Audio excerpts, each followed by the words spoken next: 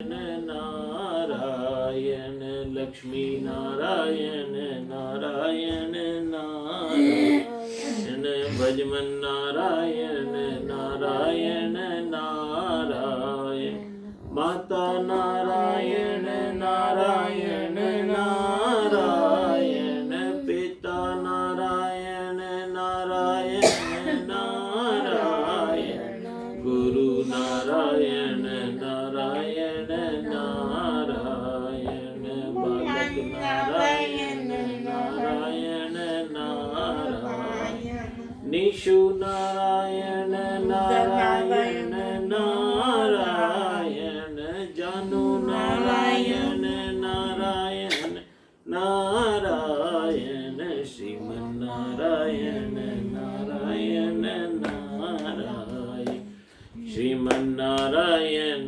नारायण नारायण। बोलिए श्री नारायण भगवान की जय।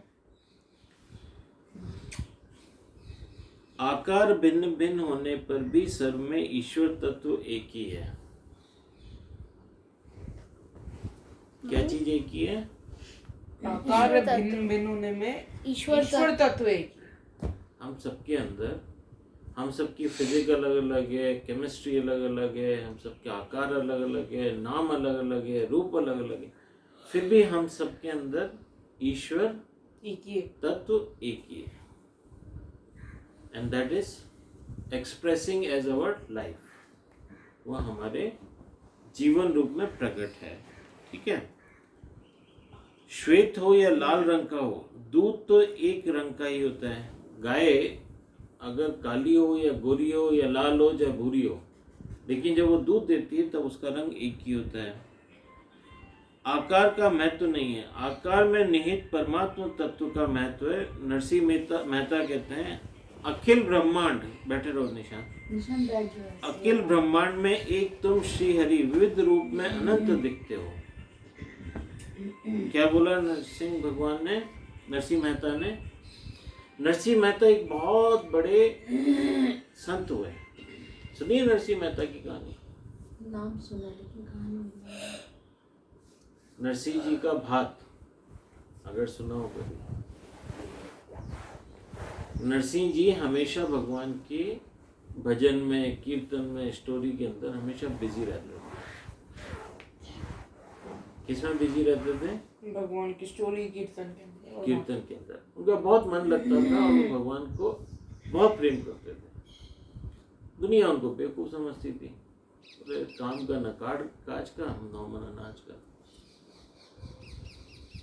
अब क्या हुआ कि नरसिंह भगवान की सिस्टर थी, और जब सिस्टर के यहाँ पे कोई शुभ काम होता है तो जो ब्रदर होते हैं वो भात लेके जाते हैं। भात कहते हैं? मतलब गुडीज लेके जाते हैं, कुछ गुड लक चीजें लेके जाते हैं। तो इससे सिस्टर के घर में जाकर के वो सबका सम्मानित करते हैं और अपनी तरफ से वो प्रेजेंट्स सिस्टर के पूरे परिवार को देते हैं। इसको बोलते हैं भात भरना। ठीक है। इससे ब्रदर और सिस्टर के प्रेम की भी अभिव्यक्ति होती है कि भाई शादी हो गई लेकिन फिर भी ब्रदर्स के अंदर बड़ा प्रेम है सिस्टर के। अब वो अपने मस्त भगवान के भजन में, उनको ध्यान नहीं रहा कि उनकी सिस्टर के फंक्शन है और उनको भात लेके जाना है। भगवान ने देखा कि मेरा परम भक्त और इसका अपयश हो, तो भगवान ने बहुत कीमती वस्तु, भगवान इकट्ठी करेंगे तो क्या क्या करेंगे, उन्होंने भरवा करके वो उनकी सिस्टर के घर भिजवा। नरसिंह भगवान को पता ही नहीं, नरसिंह मेहता को, कि मेरा भात भी चला गया। अब उनका जब होश आया, उनको ध्यान आया कि अरे सिस्टर के यहाँ पे, तो वैसे गरीब थे वो, तो वो ढूंढने लगे क्या लेके जाऊं क्या लेके जाऊं। और जब वो लेके पहुंचे तो वहाँ पे सिस्टर तो एकदम भाव विभोर हो गई कि भैया कितना भेजा, मेरा तो मान बढ़ गया इसके अंदर, ये वो, तुमने तो देखो मेरा घर भर दिया, मेरे तो नरसिंह भगवान को, नरसिंह मेहता को उस समय पता चला कि ये कौन आके बात हो गया भाई, फिर उनको पता चला कि ये तो हमारे परम ईश्वर, परम इष्ट जो हमारे परमात्मा श्री कृष्ण है, उन्होंने हमारा, तब से वो नरसिंह मेहता के भात के नाम से बहुत सारे भजन बने हुए हैं। नरसिंह को भात भरियो, ऐसे करके उन्होंने बहुत इनके ऊपर भजन बने हुए हैं और नरसिंह मेहता को बहुत बड़ा भक्त मानते हैं। तो कहने का मतलब यह है कि ईश्वर के अंदर अगर हमारा विश्वास हो तो भगवान साक्षात रूप लेके आते हैं, क्योंकि भगवान किसी भी नियम में बंधे हुए नहीं है। हमें लगता है ना कि हमारा काम क्या भगवान करेंगे, हाँ कर सकते हैं, बशर्ते आपके अंदर ईश्वर के प्रति श्रद्धा और विश्वास हो। अगर हमारे अंदर भक्ति है तो वो द्रौपदी का चीर भी बढ़ा सकते हैं, वो नरसिंह जी का भात भी भर सकते हैं और वो हुंडी भी सिकर सकते हैं। एक और स्टोरी है, नरसिंह जी की तरह ही एक और बड़े भक्त हुए थे। तो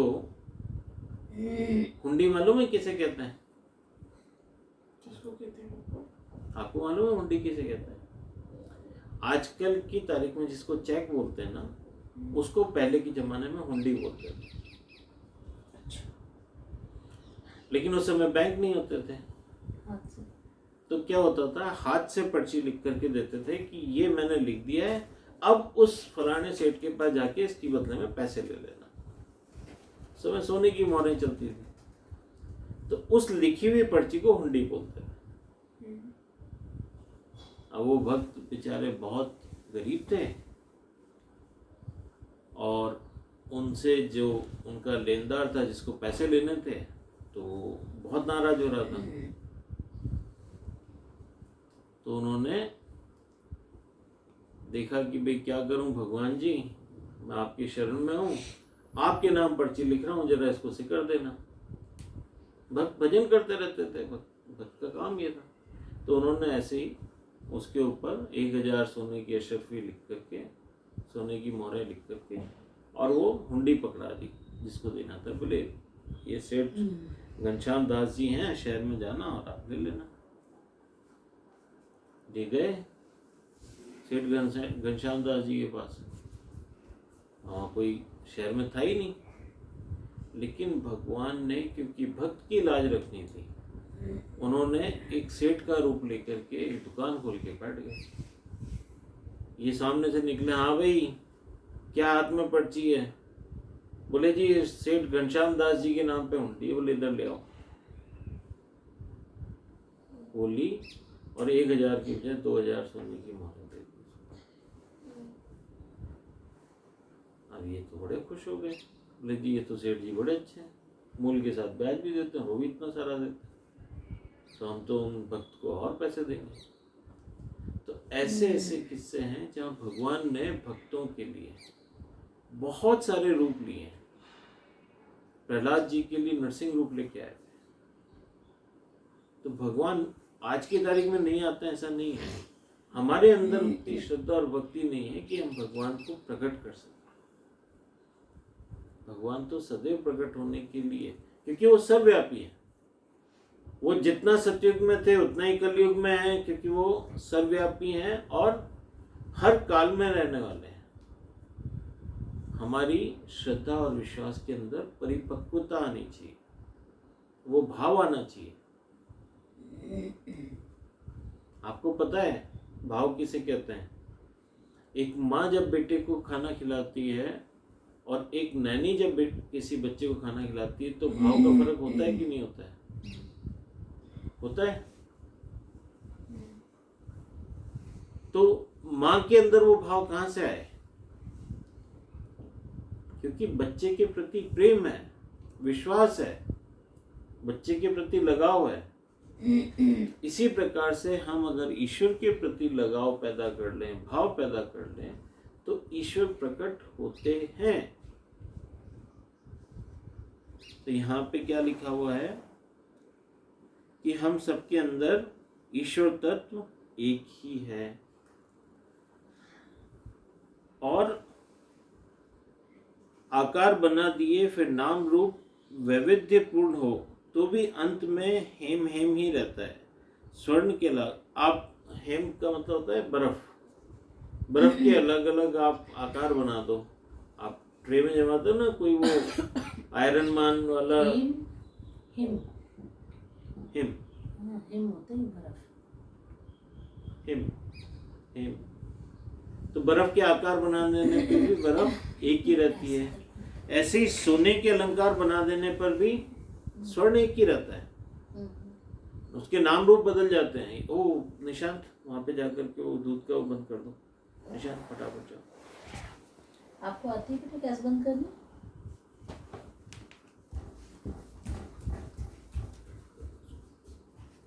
मैं बंद करूंगी ना, आप मेरे से सीख लेना।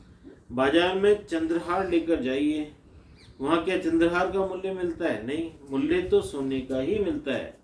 सोना 10 तोला है तो 10 तोले का मूल्य मिलता है, चंद्रहार का मूल्य नहीं मिलता। आपके नाम और रूप अलग अलग हो सकते हैं, लेकिन आपको जो प्राइस मिलती है वो तत्व की मिलती है। हमारे अंदर ईश्वर है, तो हमारी जो आज की वैल्यू है वो ईश्वर की वैल्यू है, हमारे ईगो की कोई वैल्यू नहीं है। लेकिन लोग ईगो लिए फिरते हैं, मैं फलाना जी, मैं ठिकाना। तो आप अपने मूल तत्व को पहचानो, वो है ईश्वर।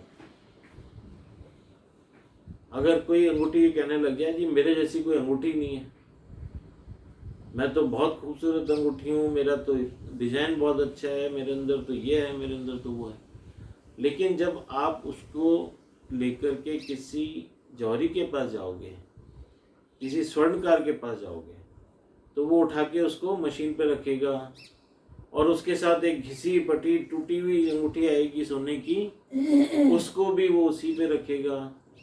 और वैल्यू किसकी देगा वो? दिनेश, किसकी वैल्यू देगा? सोने की। वो डिजाइन वाली अंगूठी है तो भी वैल्यू सोने की है, जो टूटी फूटी अंगूठी है उसमें भी वैल्यू सोने की है, वो सोने की ही वैल्यू देगा। अगर 3 तोला है तो 3 तोला देगा, 5 तोला है तो 5 तोले की देगा, उसको फर्क नहीं पड़ता। इसी प्रकार हम सबके अंदर जो भगवत ईश्वर है, परमात्मा है, वैल्यू उसी की है और हमें उसी को पहचानना चाहिए। और दूसरी, अपनी नाम और रूप की दुनिया में अहंकार नहीं करना चाहिए। हमारे सनातन धर्म में देव अनेक हैं पर परमात्मा एक ही है। ईश्वर अनेक नहीं है, एक ही ईश्वर है, अनेक स्वरूप में है, वे अनेक रूप धारण करते हैं। भगवान अनेक रूप धारण करते हैं। हाथ में अगर धनुष बाण है तो लोग कहते हैं कि ये श्री राम जी हैं, वही परमात्मा हाथ में बांसुरी धारण करते हैं तो लोग कहते हैं ये मुरलीधर भगवान श्री कृष्ण हैं। ठाकुर जी रोज पीताम्बर पहनकर उब जाते हैं तो एक दिन वो यशोदा मैया से कहते हैं, माँ आज तो मैं बागंबर पहनकर साधु बनकर बैठूंगा। लाला को नवीनता पसंद है, कन्हैया पीताम्बर फेंक देता है और बागंबर धारण कर लेता है, तब लोग कहने लगते हैं कि ये शंकर भगवान है। भगवान एक ही है, उनके रूप अनेक है। हमारे हिंदुस्तान के अंदर लोग बोलते हैं ना हमारे यहाँ बहुत सारे भगवान हैं। भगवान एक ही है लेकिन अलग अलग रूप लेकर के आते हैं। कभी वो गणेश जी का रूप लेके आते हैं, कभी शंकर भगवान का रूप लेके आते हैं, कभी वो हनुमान जी का रूप लेके आते हैं, कभी राम जी का रूप लेके आते हैं, कभी कृष्ण जी का रूप लेके आते हैं, कभी माता जी का रूप लेके आते हैं। हमें दिखता है कि ये तो बहुत सारे भगवान हो गए, लेकिन भगवान एक ही है। हाँ, एक ही और अलग अलग रूप में आते हैं, अलग अलग रूप में। ठीक है। गर्ग संहिता में एक कथा है, श्री राधा जी व्रत कर रही थी श्री कृष्ण के मिलने के लिए। श्री कृष्ण के दर्शन के लिए राधा जी का व्रत था। तुलसी जी ने श्री बाल कृष्ण लाल को विराजमान करके श्री राधा श्री बाल कृष्ण लाल की सेवा करती थी तुलसी जी में। ठीक है। तो राधा जी जो थी ना, वो किस चीज का व्रत कर रही थी? कृष्ण भगवान से मिलने का, कि किसी तरह मेरे को कृष्ण भगवान के दर्शन हो जाएं। अब वो तुलसी जी में बाल श्री कृष्ण का विराजमान करके श्री राधा जी बाल श्री कृष्ण की सेवा करती थी। तुलसी जी जो होती है ना, उसके नीचे उन्होंने भगवान जी को विराजमान किया हुआ था। परिक्रमा भी करती थी। राधा जी के पिता वृषभानु ने ऐसी व्यवस्था कर दी कि राधा जी के महल में किसी पुरुष के प्रवेश न हो सके। कोई पुरुष राधा जी के महल में नहीं पहुंच पाता, न राधा जी से मुलाकात कर सकता था। राधा जी के महल में प्रहरी के रूप में भी सखियों को ही रखा गया था। श्री राधा जी की तीव्र उत्कंठा थी कि मुझे श्री कृष्ण से मिलना है, श्री कृष्ण के दर्शन करने हैं। इस और लाला की उत्कंठा भी जागी। लाला ने सोचा कि अगर मैं पीताम्बर पहनकर जाऊंगा तो मुझे अंदर नहीं जाने देंगे, और मैं अंदर जाना चाहता हूँ। प्रभु ने चंद्रावली सखी से कहा कि आज अपने संपूर्ण श्रृंगार से मुझे सजा दो। चंद्रावली सखी ने लाला को सखी के रूप में सजा दिया। श्री कृष्ण सखी के रूप धारण करके राधा जी के पास पहुंचे।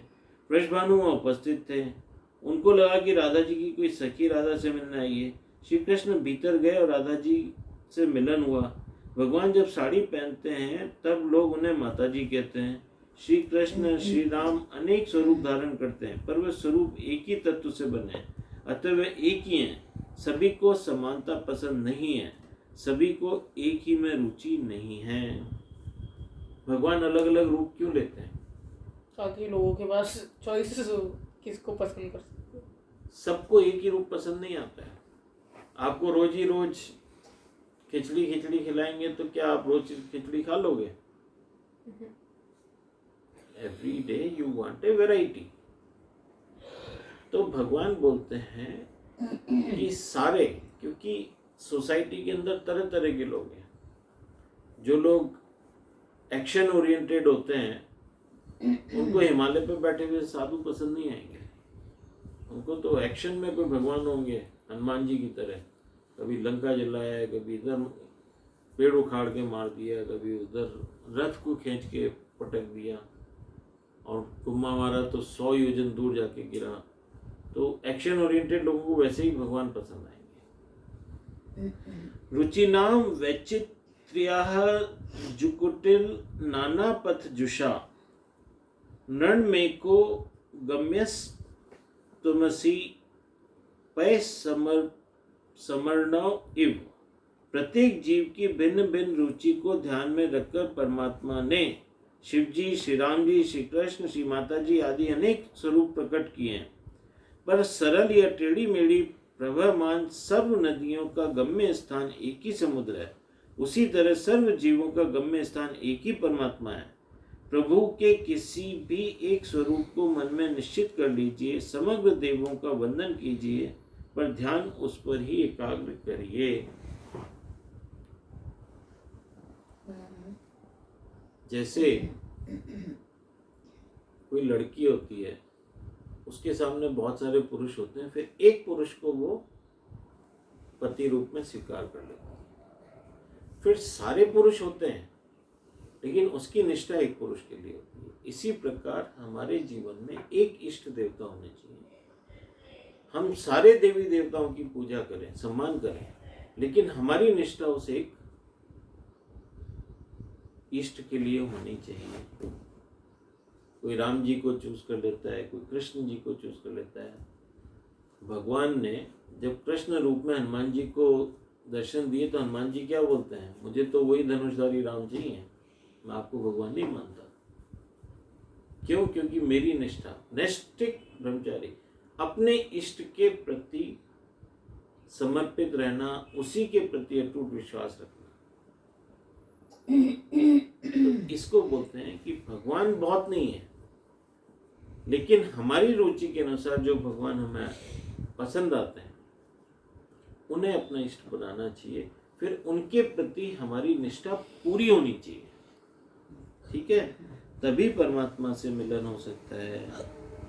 मंगलाचरण में प्रभु का ध्यान करने की आज्ञा दी है। संसार मंगलमय नहीं है, परमात्मा मंगलमय है। काम जिसके मन में है, काम जिसकी आंखों में है, ऐसे सब काम का ध्यान करेंगे तो आपके मन में भी काम जागेगा।